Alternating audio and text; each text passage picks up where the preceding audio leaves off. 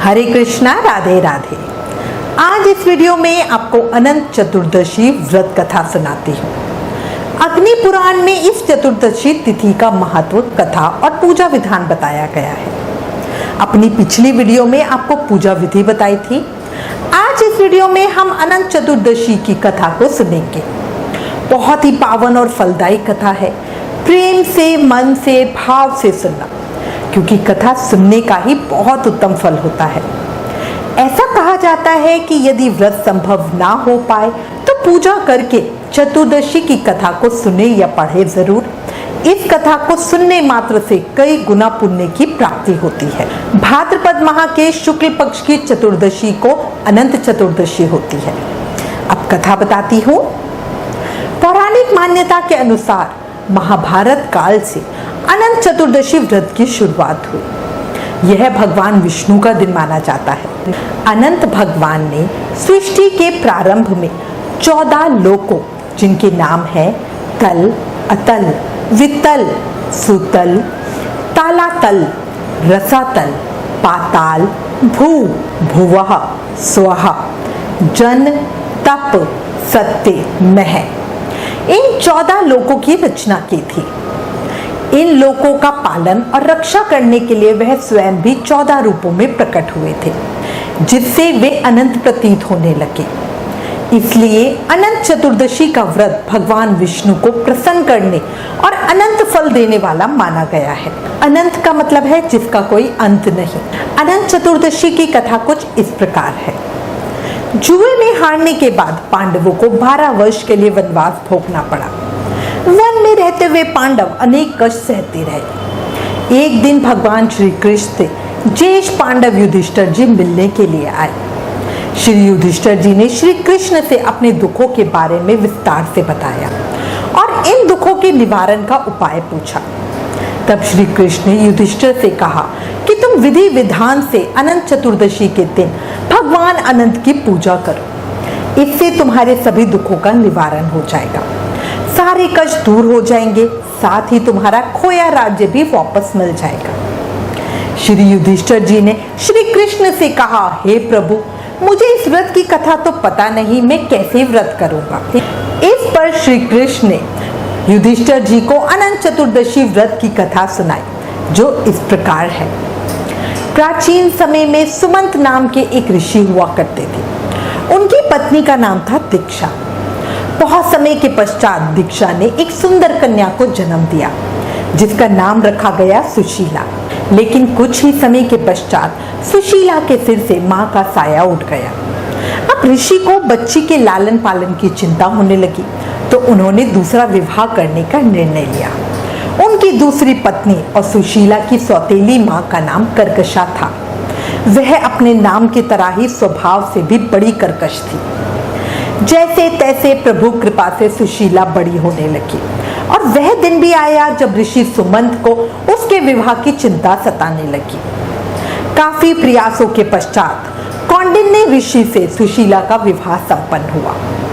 कौंडिन्य ऋषि और सुशीला अपने माता पिता के साथ उसी आश्रम में रहने लगे। माता कर्कशा का स्वभाव अच्छा ना होने के कारण सुशीला और उनके पति ऋषि कौंडिन्य को आश्रम छोड़कर जाना पड़ा। जीवन बहुत कष्टमयी हो गया। ना रहने की जगह थी और ना ही जीविका के लिए कोई और जरिया। दोनों काम की तलाश में एक स्थान से दूसरे स्थान भटक रहे थे। तभी वे दोनों एक नदी तट पर पहुंचे, जहां रात्रि को विश्राम किया जा सके, ऐसा सोचकर। उसी दौरान सुशीला ने देखा वहां कई स्त्रियां सुंदर सज कर पूजा कर रही हैं और एक दूसरे को रक्षा सूत्र बांध रही थी। सुशीला उन स्त्रियों के पास पहुंची और उनसे पूछा कि आप सब किसकी पूजा कर रही हैं? इस व्रत का महत्व क्या है? कृपया मुझे सब बताएं। वे सभी स्त्रियां बोली कि हम अनंत देव की पूजा कर रही हैं और उनका रक्षा सूत्र, जिसे अनंत सूत्र कहते हैं, वो एक दूसरे को बांध रही हैं। इस सूत्र के प्रभाव से हमारे सभी कष्ट दूर होते हैं और हमारे मन की सभी इच्छाएं पूरी होती हैं। अब ये सुनकर सुशीला बड़ी प्रसन्न हुई।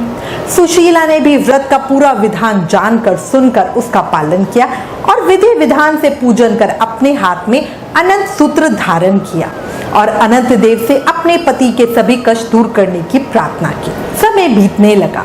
ऋषि कौंडिन्य और सुशीला का जीवन सुधरने लगा। भगवान अनंत देव की कृपा से धन धान्य की कोई कमी ना थी। अगले वर्ष फिर से अनंत चतुर्दशी का दिन आया। सुशीला ने भगवान को धन्यवाद देने हेतु फिर से पूजा की और सूत्र धारण किया। नदी तट से वापस आई। एक दिन कौंडिन्य मुनि की दृष्टि अपनी पत्नी के बाएं हाथ में बंधे अनंत सूत्र पर पड़ी, जिसे देखकर वे भ्रमित हो गए और उनसे पूछा, क्या तुमने मुझे वश में करने के लिए यह सूत्र बांधा है? शीला ने विनम्रता पूर्वक उत्तर दिया, जी नहीं प्रभु, यह अनंत भगवान का पवित्र सूत्र है। पिछले साल भी मैंने अनंत भगवान की पूजा व्रत किया था, जिसके प्रभाव से हमारे सभी कष्ट दूर हुए। अब ये सारी बात सुनकर ऋषि कौंडिन्य को और क्रोध आ गया। वो ऐश्वर्य के मद में अंधे हो चुके थे। ऋषि कौंडिन्य ने अपनी पत्नी की सही बातों को भी गलत समझा और अनंत सूत्र को जादू मंत्र वाला वशीकरण करने का डोरा समझकर तोड़ दिया तथा उसे आग में डालकर जला दिया। इस जघन्य अपराध का परिणाम भी शीघ्र ही सामने आ गया।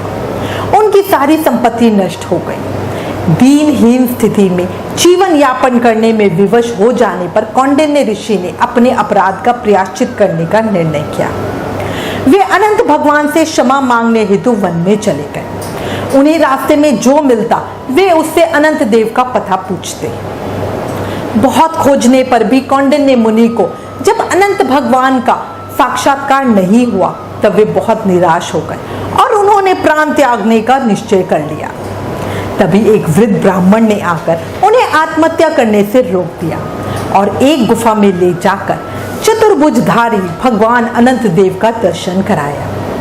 भगवान ने मुनि से कहा, तुमने जो अनंत सूत्र का तिरस्कार किया था, यह सब उसी का फल है। इसके प्रायश्चित के लिए तुम 14 वर्ष तक निरंतर अनंत व्रत का पालन करो। इस व्रत का अनुष्ठान पूरा हो जाने पर तुम्हारी नष्ट हुई संपत्ति तुम्हें पुनः मिल जाएगी और तुम पहले की तरह सुख समृद्ध हो जाओगे। कौंडिन्य मुनि अनंत भगवान के दर्शन पाकर ही बहुत खुश थे और बड़ी ही खुशी के साथ उन्होंने इस आज्ञा को स्वीकार किया। भगवान अनंत ने आगे कहा, जीव अपने पिछले दुष्कर्मों का फल ही दुर्गति के रूप में भोगता है। मनुष्य जन्म जन्मांतर के पातकों के कारण अनेक कष्ट पाता है। अनंत व्रत के साविधि पालन से सभी पाप नष्ट होते हैं तथा सुख शांति प्राप्त होती है। कौंडिन्य मुनि ने 14 वर्ष तक अनंत व्रत का नियम पूर्वक पालन करके खोई हुई सुख समृद्धि को पुनः प्राप्त किया।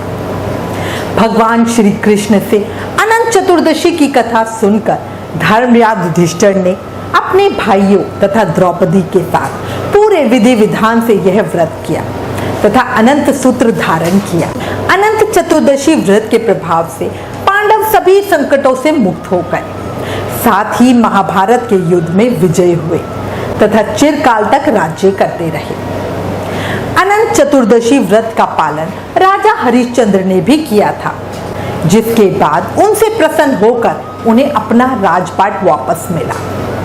बोला विष्णु भगवान की जय, अनंत भगवान की जय। ओम अनंताय नमः। ओम नमो नारायणाय नमः। कथा सुनने के बाद भगवान विष्णु की आरती जरूर करें। अब मैं आपको आरती भी बता देती हूँ। ओम जय जगदीश हरे, स्वामी जय जगदीश हरे। भक्त जनों के संकट, दास जनों के संकट क्षण में दूर करे। ओम जय जगदीश हरे। जो ध्यावे फल पावे, दुख बिन से मन का, स्वामी दुख बिन से मन का। सुख संपत्ति घर आवे, सुख संपत्ति घर आवे, कष्ट मिटे तन का। ओम जय जगदीश हरे। मात पिता तुम मेरे, शरण गहूँ मैं किसकी, स्वामी शरण गहूँ मैं किसकी। तुम बिन और न दूजा, प्रभु बिन और न दूजा, आस करूँ मैं जिसकी। ओम जय जगदीश हरे। तुम पूरन परमात्मा, तुम अंतर्यामी, स्वामी तुम अंतर्यामी। पार ब्रह्म परमेश्वर, पार ब्रह्म परमेश्वर, तुम सबके स्वामी, ओम जय जगदीश हरे। तुम करुणा के सागर, तुम पालन करता, स्वामी तुम पालन करता। मैं मूरख खल कामी, मैं सेवक तुम स्वामी, कृपा करो भरता, ओम जय जगदीश हरे। तुम हो एक अगोचर, सबके प्राणपति, स्वामी सबके प्राणपति। किस विध मिलूं दयामय, किस विध मिलूं दयामय, तुमको मैं कुमति, ओम जय जगदीश हरे। दीन बांधु दुख हरता, तुम ठाकुर मेरे, स्वामी तुम रक्षक मेरे। अपने हाथ उठाओ, अपने हाथ उठाओ, द्वार पड़ा तेरे, ओम जय जगदीश हरे। विषय विकार मिटाओ, पाप हरो देवा, स्वामी कष्ट हरो देवा। श्रद्धा भक्ति बढ़ाओ, श्रद्धा भक्ति बढ़ाओ, संतन की सेवा, ओम जय जगदीश हरे। तन मन धन सुख संपत्ति सब कुछ है तेरा, स्वामी सब कुछ है तेरा। तेरा तुझको अर्पण, तेरा तुझको अर्पण, क्या लागे मेरा, ओम जय जगदीश हरे। श्री जगदीश जी की आरती जो कोई जन गावे, स्वामी प्रेम सहित गावे। कहत शिवानंद स्वामी, रटत हरि हर स्वामी, मनवांछित फल पावे, ओम जय जगदीश हरे। ओम जय जगदीश हरे, स्वामी जय जगदीश हरे।